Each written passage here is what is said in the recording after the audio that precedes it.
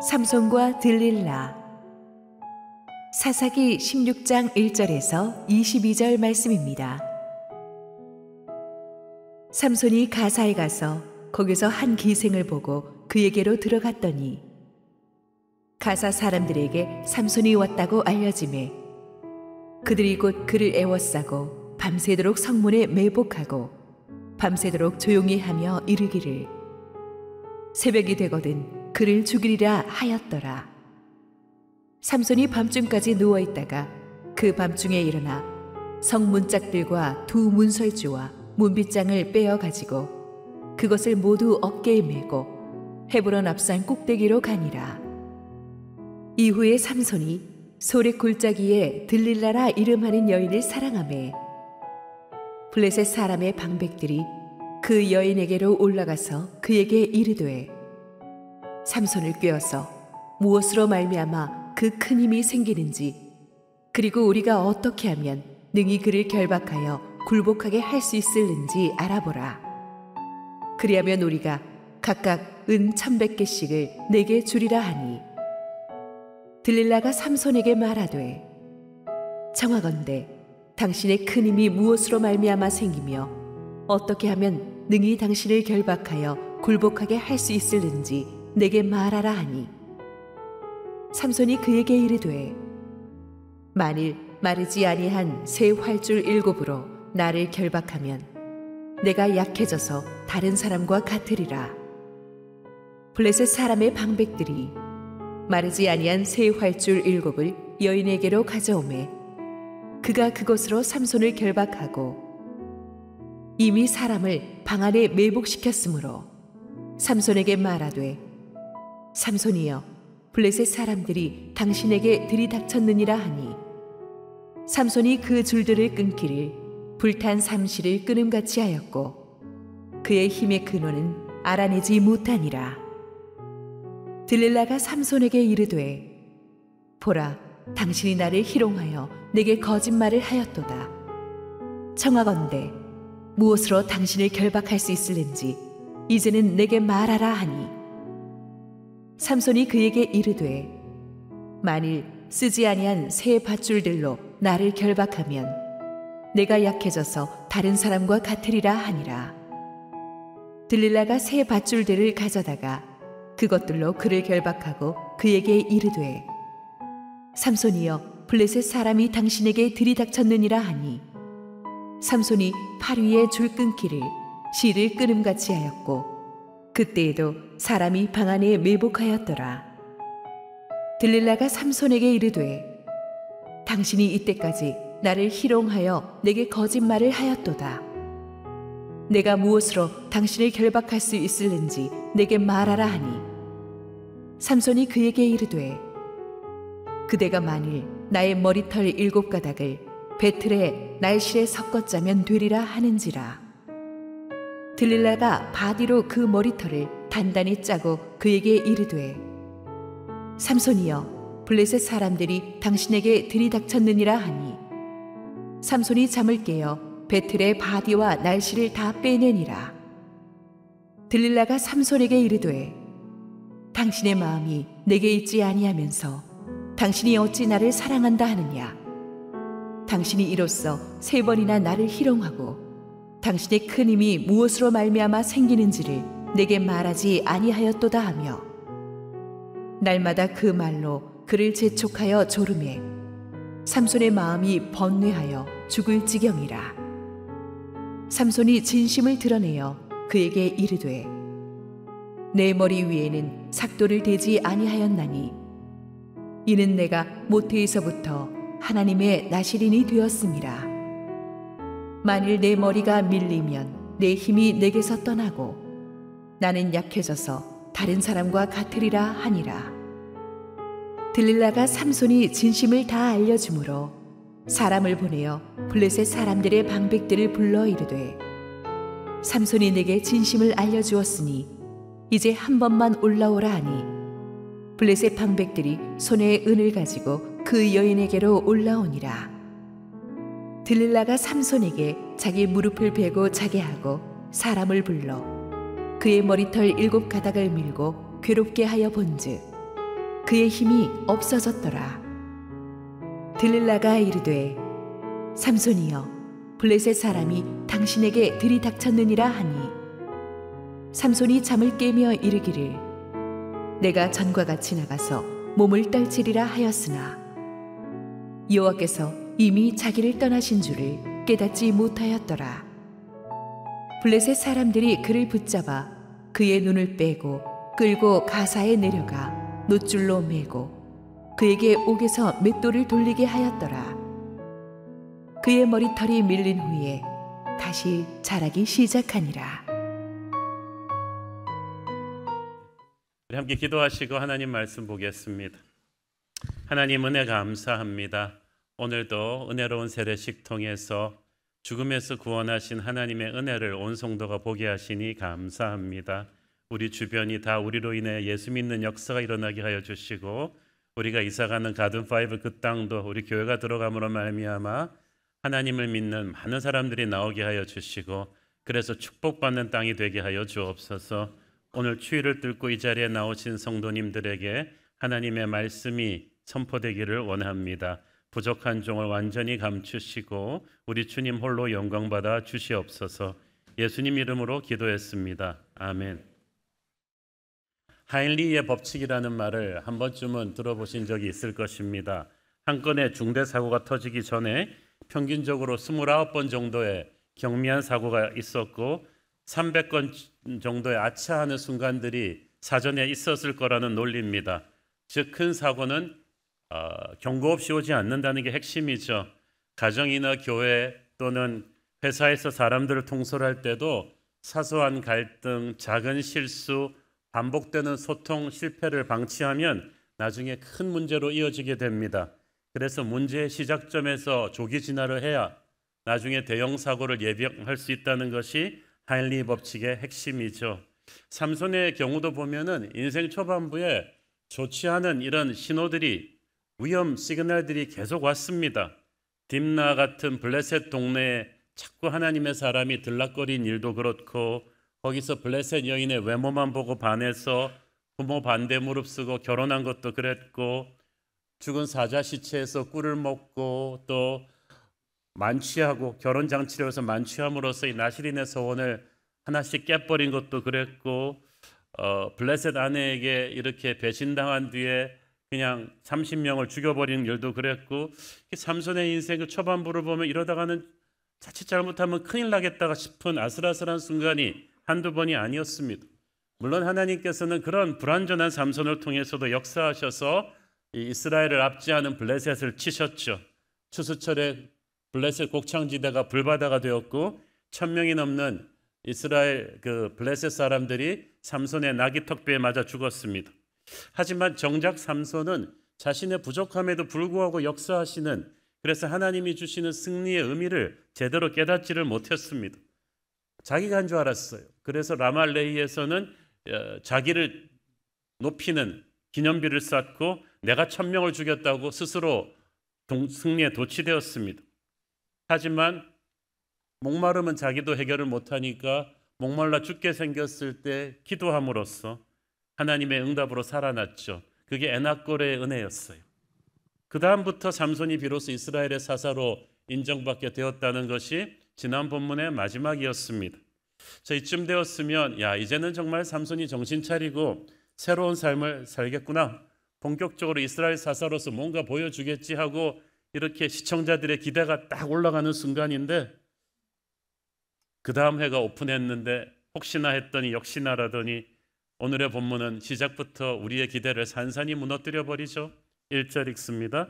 삼손이 가사에 가서 거기서 한 기생을 보고 그에게로 들어갔더니 자, 가사 영어로 이 게이자라고 하는 곳인데 삼손의 고향 소라에서 이 남서쪽으로 약 65km 정도나 떨어진 블레셋의 5대 도시 중에 하나입니다. 딥나가 지난주에 난리쳤던 그 딥나가 1시간 걸어서 가는 거리였다면 이 가사는 이틀이나 걸어야 갈 수 있는 블레셋 최남단에 있는 아주 최첨단 도시 중에 하나였어요. 블레셋이 자랑하는 대도시 중에 하나인데 지도를 보시면 이제 아시겠지만 삼손이 있는 소라에서 가사까지 가려면 65km를 가는데 이 이스라엘 최남단에서 블레셋까지 여기까지 가려면 블레셋 땅을 관통해야 됐다는 얘기죠. 이 말은 무슨 말입니까? 블레셋 사람들한테 동선이 후원이 노출된 쪽으로 걸어갔다는 뜻이. 그런데 얼마 전에 블레셋 사람 1,000명을 죽이고 그들의 곡창지대를 불바다로 만든 삼손을 죽이려고 블레셋 사람들이 눈이 벌게져 있었는데 어떤 배짱으로 삼손이 이렇게 할 수 있었을까요? 왜냐하면 삼손이 자기 힘에 자신이 있었기 때문입니다. 아니나 다를까 삼손이 대낮에 버젓이 자기 땅을 관통하는데도 블레셋 그 누구도 감히 삼손에게 달려오지 못했습니다. 그러다가 방금 전에 죽은 1,000명의 군대처럼 될까 봐 아무도 삼손을 못 건드렸어요. 삼손은 그걸 은근히 엔조이한 것 같습니다. 그래, 나는 천하무적이야. 니까지 것들이 나를 어떻게 하겠어. 그런 오만한 자신감이 가득했을 거예요. 삼손이 위험을 무릅쓰고 블레셋 땅을 관통한 두 번째 이유는 그만큼 삼손이 블레셋의 화려하고 음란한 문화에 중독되어 있었기 때문이에요. 그래서 예전에 사고가 났던 딥나도 블레셋 마을이었지만 이 가사는 딥나와는 비교도 할 수 없는 화려한 도시라는 소문을 듣고 삼손이 그러면 가자 구경을 한번 해봐야지. 그러고 간 거예요. 그리고 거기서 한 기생을 보고 그에게로 들어갔다고 했어요. 블레셋의 창녀와 하룻밤을 보냈다는 얘기인데 참 이걸 보니까 삼손은 한번 욕망에 휘둘리면 통제가 안 되는 사람입니다. 대포로 파리 잡는다는 말이 있는데 우리가 지켜본 삼손의 인생이 그래요. 하나님이 너무나 큰 힘을 주셨는데 이스라엘을 구원하려고 주신 힘을 정말 파리 잡는 것 같은 엉뚱한 일에 자꾸 써버리는 사람이었습니다. 지난번에는 부모 거역하고 블레셋 여자랑 결혼하겠다고 그 난리를 치더니 이번에는 또 블레셋 영토 깊숙이 들어가서 적의 심장부, 적의 왕궁을 공격하는 게 아니라 블레셋의 창녀와 하룻밤을 보내고 맙니다. 마귀는 지금도 하나님의 은사를 많이 받은 하나님의 사람들이 자신의 사명을 잊고 정욕을 쫓아 살도록 유혹하고 있습니다. 사사로운 일에 하나님 주신 귀한 시간과 재능을 낭비하도록 유도하는 거예요. 그러니까 정신 차려야 돼요. 우리는 모두 기도를 보면 대부분 축복받기 원하는 기도입니다. 재능의 축복을 주세요. 물질의 축복을 주세요. 건강의 축복을 주세요. 그러나 축복받는 것 이상으로 중요한 것은 축복을 하나님의 영광을 위해서 집중력 있게 올바르게 쓰는 거예요. 삼손은 너무나 많은 축복을 받았으면서도 하나님의 영광을 위해서 오로지 그 힘을 쓰지 못한 인생이었어요. 무엇보다도 이 일이 지난주 본문 끝에 다루었던 에낙골의 기적 뒤에 일어난 일이라서 더 참 기가 찹니다. 에낙골의 기억하시죠? 그 교만한 삼손이 갈증의 문제를 해결을 못해서 하나님께 목말라 죽기 직전에 기도했더니 하나님이 샘물을 터뜨려서 살려주셨잖아요. 그래서 그 은혜가 감사해서 부르짖는 자에게 응답하신 하나님, 그래서 에낙골에였어요. 그런데 그런 은혜의 체험을 하고도 얼마 가지 못해서 다시 정욕의 노예가 되었다는 이 사실이 얼마나 안타까운지 모르겠습니다. 교회에서도 보면 기도응답으로 큰 위기를 벗어나는 놀라운 체험을 하시고도 얼마 못 가서 이 죄의 유혹으로 다시 회개하는 안타까운 성도들을 종종 봅니다. 하나님이 저러라고 살려주신 게 아닌데 왜 저러나 싶죠. 끝이 뻔하게 보이는데. 삼손은 왜 그렇게 되었습니까? 자기의 약점을 제대로 인지하고 빨리 다루지 않았기 때문입니다. 약점은 조기 진화하면 고칠 수 있습니다. 문제 없는 사람이 어디 있어요. 그러나 이게 점점 방치가 되면은 나중에는 자기의 의지로 고칠 수가 없어요. 삼손이 어른이 되어 처음 성경에 언급될 때 시작이 사사기 14장에 딥나에 내려가서 블레셋의 한 여자를 본 것이었습니다. 처음부터 그의 문제는 안목의 정욕에 휘둘리는 거였어요. 그래서 그 여자와 결혼하기 위해서 너무나 많은 사건 사고를 겪어놓고도 이번에 또 블레셋 여인에게 반해서 사고를 칩니다. 이번에는 아예 몸을 파는 창녀입니다. 문제 패턴이 비슷한데 삼손의 경우는 점점 더 이게 추악해지는 걸 볼 수가 있죠. 초반부에 말씀드렸던 하일리 법칙의 시작은 우리의 약점입니다. 삼손의 약점은 정욕입니다. 어떤 사람의 약점은 불같은 성정이죠. 어떤 사람의 약점은 돈이죠. 이로 인해 호되게 데이고도 삼손은 자꾸 자기 눈에 보기에 매력적인 여인에게 불나방처럼 달려들어 버리는 그 약점을 고치지 못합니다.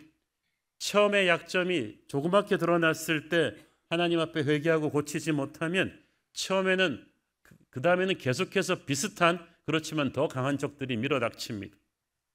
마귀는 처음부터 들릴라라는 강한 플레이어를 보내지 않았어요. 처음에 하나씩 둘씩 건드려 보다가 이게 이제 먹힌다 싶으니까 마침내는 결정타를 친 거죠. 그야말로 호미로 막을 걸 가래로도 못 막게 되는 것입니다. 근데 문제는 그 와중에서 위기 때마다 그래도 여호와의 영이 삼손에게 임하셨다는 거예요. 그래서 삼손에게 괴력이 임해서 하나님의 영이 임해서 사자도 죽이고 나귀턱뼈로 블레셋 사람도 죽이는 일이 계속되었어요. 하지만 그랬다고 해서 이것이 삼손의 행동을 정당화해 주는 건 아닙니다. 하나님이 그래도 삼손을 도와주셨잖아요 하는 사람들도 있지만 그건 삼손을 위해서가 아니라 하나님의 나라를 위해서였어요. 때로는 하나님께서 하나님 나라의 큰 역사를 위해서 인간의 부족함에도 불구하고 그를 사용해 주시는 때가 있습니다.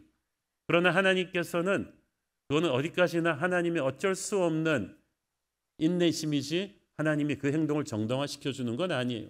하나님은 삼손이 깨닫고 회개하고 다시 거룩한 그릇이 되기를 기다리셨는데 삼손이 그걸 못한 거예요.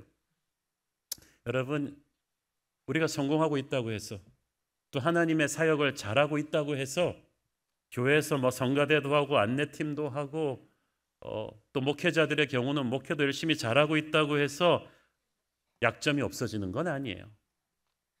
그러는 가운데서 내 안에 약점이 있고 화근의 불씨가 있을 수 있어요. 내가 고치지 못하는 약점을 내가 사역을 해서 커버할 수 있다고 생각하지 마세요. 마귀는 계속해서 공격해서 우리를 파멸로 몰고 갈 것입니다. 삼손도 이 난리를 치면서도 틈틈이 하나님의 일을 했다는 게 문제죠. 그러니까 여러분 스스로에게 질문해 보십시오. 나의 연약한 부분은 어디인가? 마귀는 분명히 그리로 옵니다. 마귀가 여러분 어디로 오는지를 알고 싶으면 여러분의 약점으로 옵니다. 성령님에게 솔직하게 인정하고 고백하고 천사를 보내 도와달라고 하셔야 돼요. 그렇지 않으면 여러분의 힘으로 여러분의 약점으로 오는 마귀를 당할 수 없어요. 어쨌든 가사의 블레셋 사람들은 삼손이 가사에 왔다는 사실을 알고 발칵 뒤집혔습니다.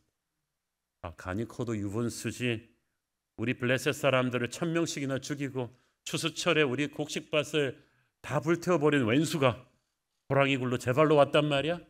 야, 당장 가서 삼손 잡아보자. 그리고 다들 창칼을 들고 나갔다가 전부 다 얼었어요. 야, 니들 기억 안 나? 얼마 전에 우리가 이렇게 몰려갔다가 1000명이 죽었어. 누가 앞장설 거야? 누가 고양이 목에 방울을 달 거야? 그랬더니 네가 가야지. 네가 가야지. 아무도 안 가요.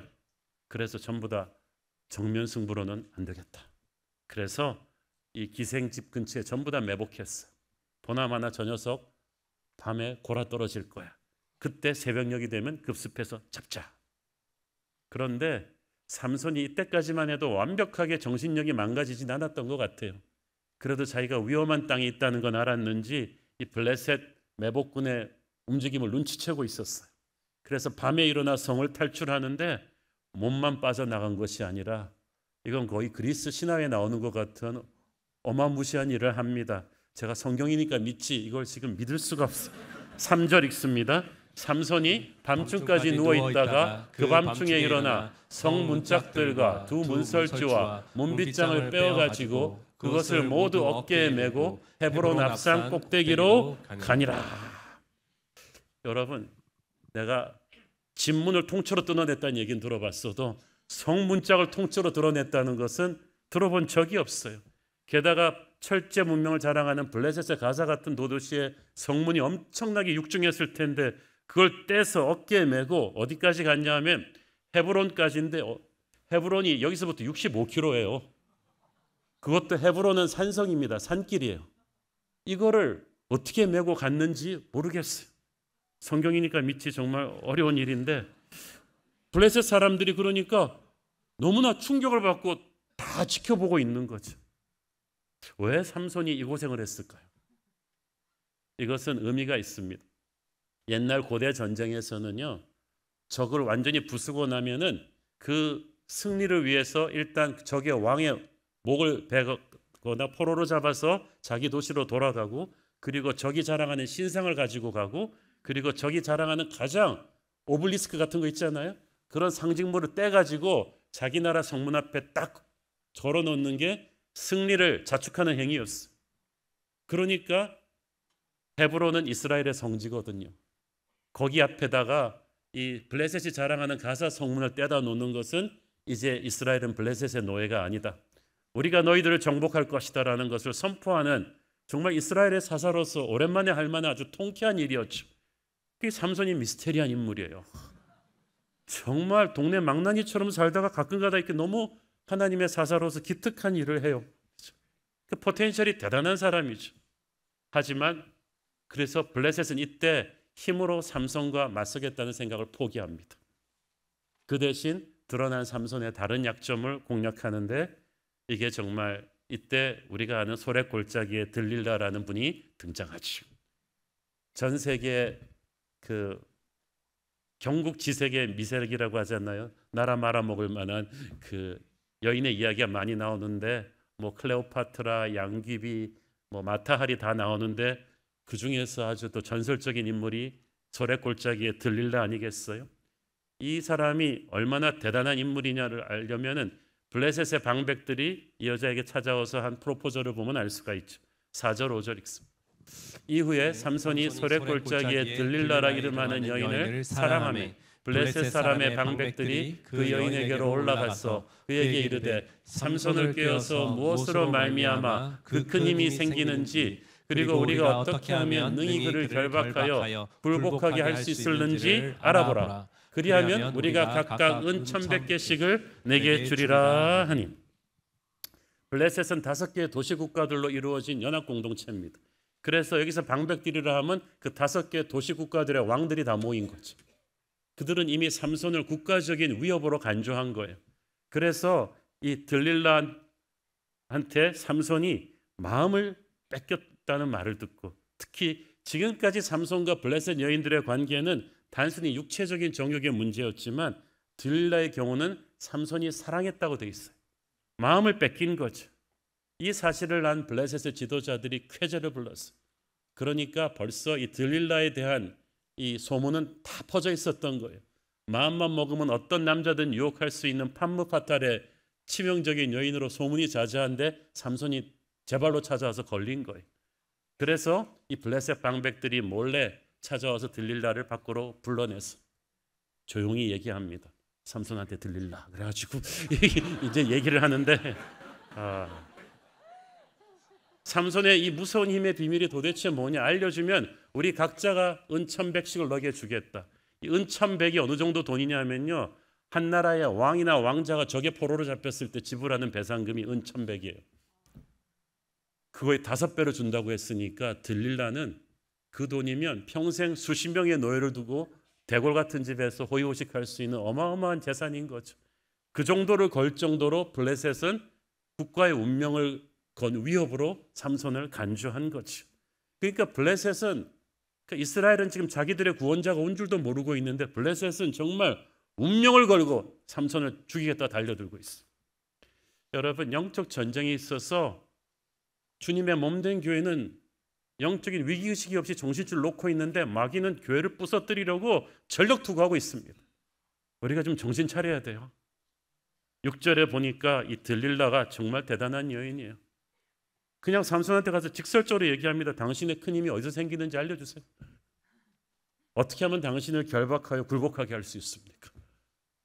저는 어떻게 이렇게 토시 하나 안 바꾸고 바로 얘기하냐? 근데 성경이 자세한 맥락을 얘기를 안 하지만 이 여자가 보통 여자입니까? 삼손이 좋아하는 음식을 먹이고 아름다운 향수를 뿌리고 좋아하는 옷을 입고 침상을 잘 꾸며놓고 삼손이 한참 먹고 마시고 기분이 좋았을 때 최고의 애교를 부리면서 이렇게 말했겠죠. 장난하듯이. 그러니까 삼손도 경계심을 다 풀고 장난하듯이 대답했겠죠. 뭐 새 활줄 7으로 나를 묶으면 힘을 상실할 것이다. 거짓말이었죠. 두 번째는 새 밧줄을 사용해라. 그것도 거짓말이었지. 세 번째는 머리털 7가닥을 배틀에 넣어서 짜면 내가 힘을 잃을 것이다. 그것도 거짓말인데 세 번째가 좀 위험해요. 머리털은 삼손의 힘과 진짜 관련이 있기 때문이죠. 이 삼손도 거짓말을 하다가 본의 아니게 서서히 이제 파멸의 구렁텅이로 빠지고 있었습니다. 그러니까 가만 보니까 이 삼손이 자기 힘을 가지고 힘을 믿고 위험을 즐기는 아주 경솔한 자신감이 있는 것 같습니다. 그러니까 나귀 턱뼈로 1000명을 죽인 뒤에는 블레셋 영토 가운데로 그냥 담대하게 걸어 들어간 거 아니겠어요? 누가 나 잡을 테면 잡아봐라. 또 가사의 성문을 떼서 헤브론까지 옮겨다 놓으면서 블레셋 사람들이 공포에 질린 표정으로 아무것도 못하는 걸 보고 또 은근히 속으로 통쾌했겠죠. 나는 무적이다. 하나님이 힘 주셔서 가능한 일인데 자기 잘나서 그렇다고 착각하고 있었습니다. 그래서 들릴라가 연약한 여인이잖아요. 어떻게 하면 당신을 결박할 수 있어요? 라고 물을 때 이렇게 해보지 그래?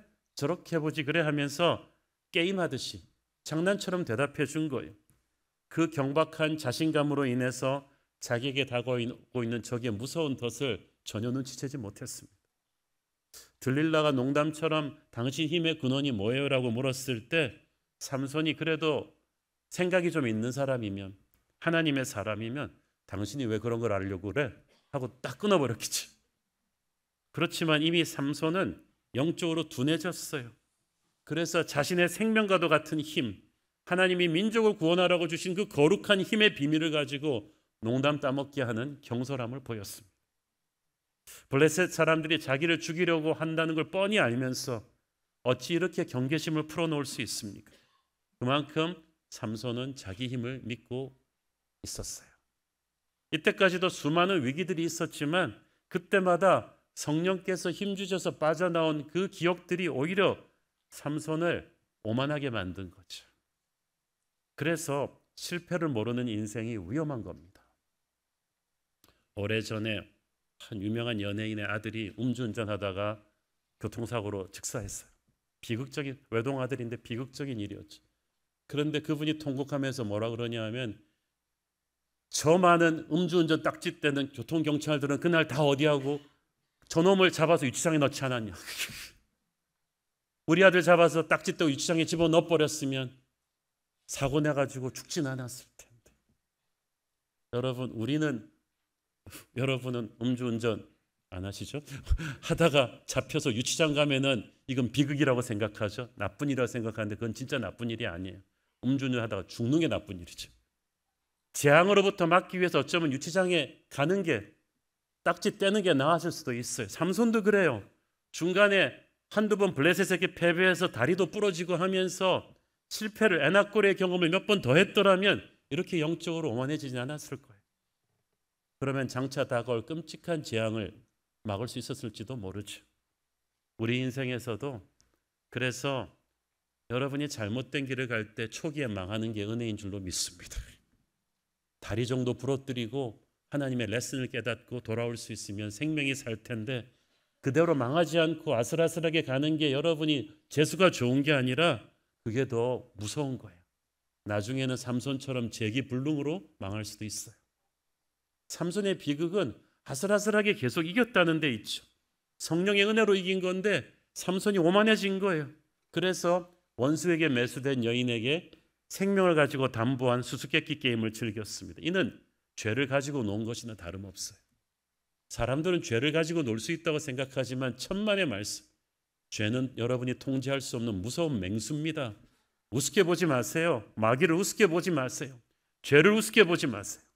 유혹을 가볍게 생각하지 마세요. 처음부터 경계하고 끊어버려야 돼요. 여러분은 싸워서 이길 수 없습니다. 삼손은 죄를 경계하지 않았어요.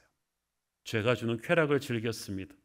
그러다 보니까 죄의 값은 사망이라는 말씀의 의미를 잊어버렸어요. 삼손은 몰랐지만 매번 들릴라가 삼손이 가르쳐준 방법대로 삼손을 결박했을 때 집안에는 블레셋의 자격들이 매번 매복하고 있었어요. 매번 죽을 뻔한 고비를 계속 넘긴 거예요. 삼손은 영적으로 둔하면 나를 잡으려는 마귀들이 매번 내 곁에 들끓어도 감지조차 못하고 있어요. 은혜로 살아나는 것도 하루 이틀이지 언제까지 그럴 수 있을 거라고 생각합니까? 들릴라는 삼손의 말이 거짓으로 확인될 때마다 뭐라고 합니까? 당신이 나를 희롱하는 거예요? 내게 거짓말 하셨어요. 이 여자 정말 뻔뻔합니다. 자기가 삼손을 희롱하고 속이고 있으면서 어떻게 적반하장도 유분수지 이렇게 나와요? 마귀가 그래요. 근데 마귀가 우리를 공격할 때는 어떤 패턴이 분명히 있어요. 들릴라가 3번이나 끈질기게 삼손의 힘의 비밀을 알아내기 위해 압박하는 모습, 이거 어디서 본 것 같지 않습니까? 전에 딥나에서 블레셋의 아내가 사자 시체에서 발견한 꿀의 수수께끼, 그 답을 찾기 위해서 날마다 삼손을 압박한 그 패턴과 똑같아요. 그때도 삼손이 졌잖아요. 그런 아마추어한테도 졌는데 들릴라 같은 프로한테 어떻게 이기겠어요? 아까 말씀드렸듯이 마귀가 다양한 방법으로 우리를 공격하지 않아요. 이미 전략은 노출되어 있어요. 여러분, 마귀가 어디로 오는지 알고 싶으시죠? 여러분의 약점이에요. 이미 약점은 노출되어 있어요. 그 부분을 더 세게 공격할 거예요. 나귀 턱뼈로 1000명을 죽일 천하장사 삼손이었지만 여인의 유혹에는 약했어요. 그래서 삼손을 무너뜨리는 방법은 창칼이 아니라 여인의 유혹이었다는 것을 블레셋은 알고 작전을 바꿨는데 삼손만 모르고 있었어요. 여러분은 어떻습니까? 여러분의 약점을 이미 마귀에게는 노출됐는데 여러분은 하나님의 은혜로 지금까지 무사했으니까 앞으로도 괜찮을 거라고 생각해요? 그렇지 않아요. 지금부터가 더 문제죠. 오늘이라도 여러분 정신 차리셔야 돼요. 들릴라가 3번째 삼손에게 속고 나서 마지막으로 한 말이 정말 섬뜩합니다. 이게 이제 마귀의 실체죠. 15절 읽습니다. 들릴라가 삼손에게 이르되 당신의 마음이 내게 있지 아니하면서 당신이 어찌 나를 사랑한다 하느냐. 당신이 이로써 3번이나 나를 희롱하고 당신의 큰 힘이 무엇으로 말미암아 생기는지를 내게 말하지 아니하였도다 하며. 들릴라가 원하는 게 뭐예요? 당신의 마음이 내게 있느냐. 마음을 달라는 거죠. 무서운 말입니다. 마음은 육체의 뿌리거든요.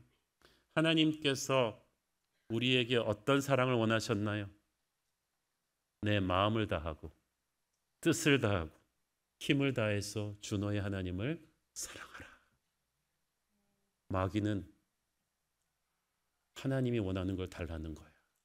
하나님만 받으실 수 있는 우리의 마음을 들릴라는 자기에게 달라고 합니다. 마귀는 하나님이 받으셔야 될 예배를 원했고 하나님이 받으셔야 될 우리의 마음을 원합니다. 여러분의 마음을 누구한테 드리는가에 따라서 앞으로 여러분의 운명이 결정됩니다. 하나님께 우리 마음을 드리면 하나님이 우리를 축복하시고 치유하시고 용서하시고 지키시고 인도하실 거예요. 마귀에게 마음을 주잖아요. 삼손처럼 두 눈 뽑히고 비참하게 됩니다. 하나님의 사람들이라고 하면서 이 세상의 유혹에 넘어가서 들릴라 같은 마귀한테 마음 줬다가 삼손처럼 눈 뽑히고 비참해진 케이스들 교회에 많습니다. 혹시 지금 이 설교를 듣고 계신 분들 가운데서도 온라인으로 듣고 계신 분들 속에서도 그런 분들이 있다면 지금이라도 늦지 않았습니다. 회개하고 하나님께로 돌아오십시오. 죄에 빠져 마귀에게 마음을 줬다가 마귀가 갖고 놀다가 깨어져 버린 여러분의 그 부서지고 상한 심령을 우리 하나님이 치유하실 것입니다. 회복시켜 주실 것입니다. 16절 읽습니다. 말마다 그 말로 그를 재촉하여 조름해 삼손의 마음이 번뇌하여 죽을 지경이라. 야, 들릴라가 이 정도까지 집요하게 나오면 삼손이 조금만 영적으로 깨어있는 사람이었다면 뭔가 이상한 걸 눈치채야 되지 않아요? 이것 봐라, 처음에는 장난하는 줄 알았는데 이 여자 큰일 날 여자네. 이때부터라도 잠깐 나가! 그리고 정신 차리고 기도했더라면 하나님이 개입해 주셨을 거예요. 마지막까지 찬스는 있었어요.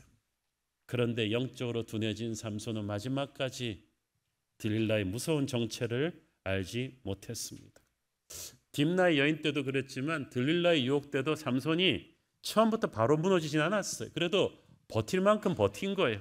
그러나 여러분, 우리의 인간적인 의지로 노력으로 마귀의 유혹과 싸워 이길 수 없어요. 들릴라의 집요함은 삼손의 버팀보다 훨씬 더 강했죠. 마귀가 하나님의 사람을 공격할 때, 교회를 공격할 때 포기하지 않아요. 얼마나 집요한지 몰라요. 우리의 인간적인 의지나 노력으로는 이 공격을 막아낼 수가 없어요. 그래서 성경은 우리에게 믿음의 방패를 들라고 합니다. 믿음의 방패만이 마귀의 공격을 막아낼 수 있는데 그러려면 기도가 살아있어야 되거든요. 삼손은 기도 생활이 무너졌어요. 벌써 에나꼬르에서 처음으로 불꽃처럼 일어났던 삼손의 기도가 그 이후로 무너진 거예요. 위기를 벗어나고 나서 안일해졌어요. 교만해졌어요. 기도가 죽었어요. 믿음의 방패가 없어진 거예요. 우리도 보면 인생 힘들 때는 살려달라고 그냥 산기도 철야기도 막 눈물 콧물 다 빼던 분이 막상 하나님의 응답으로 살만해지면 언제 그러냐는 듯이 다시 바람같이 기도의 자리를 떠나는 분들이 많아요. 그렇게 되면 어떻게 됩니까? 더 무서운 놈이 옵니다. 이전의 고난과는 비교할 수가 없는 들릴라가 온다는 말이에요. 삼손의 끝은 정말 비참해집니다. 우리가 잘 알죠? 19절 20절 시작. 들릴라가 삼손에게 자기 무릎을 베고 자게 하고 사람을 불러 그의 머리털 7가닥을 밀고 괴롭게 하여 본즉 그의 힘이 없어졌더라. 들릴라가 이르되 삼손이여 블레셋 사람이 당신에게 들이닥쳤느니라 하니 삼손이 잠을 깨며 이르기를 내가 전과 같이 나가서 몸을 떨치리라 하였으나 여호와께서 이미 자기를 떠나신 줄을 깨닫지 못하였더라. 삼손은 자기를 배신한 여인을 믿고 아기가 어머니 무릎 베듯이 잠이 들었습니다. 대기하고 있던 블레셋의 헤어커터들이 달려들어가지고 그의 머리털을 밀었는데 그것도 모르고 골아 떨어진 걸로 봐서 들릴라가 삼손에게 수면제 같은 것을 섞인 술을 먹인 게 틀림없습니다. 아무 생각 없는 삼손은 잠들었어도 블레셋은 잠들지 않았어요. 아까 말씀드렸잖아요. 블레셋의 왕들은 운명을 걸고 지금 삼손을 잡으려고 하고 있어요.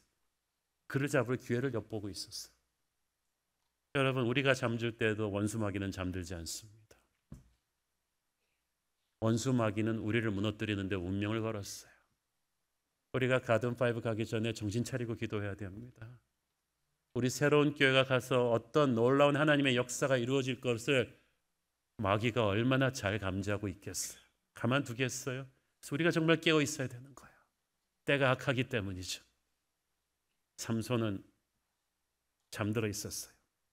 그가 자기 힘을 믿고 교만하지 않았더라면, 정욕에 휘둘러서 걸핏하면 블레셋 여인에게 달려가지 않았더라면, 조금만 경계심을 갖고 적을 살폈더라면 결코 일어날 수 없었던 재앙을 스스로 자초했어요. 하일리의 법칙, 충분한 경고등이 곳곳에 켜져서 오는데도 그는 그것을 감지하지 못했어요. 여러분 인생은 어떻습니까? 하루아침에 무너지는 사람은 없어요.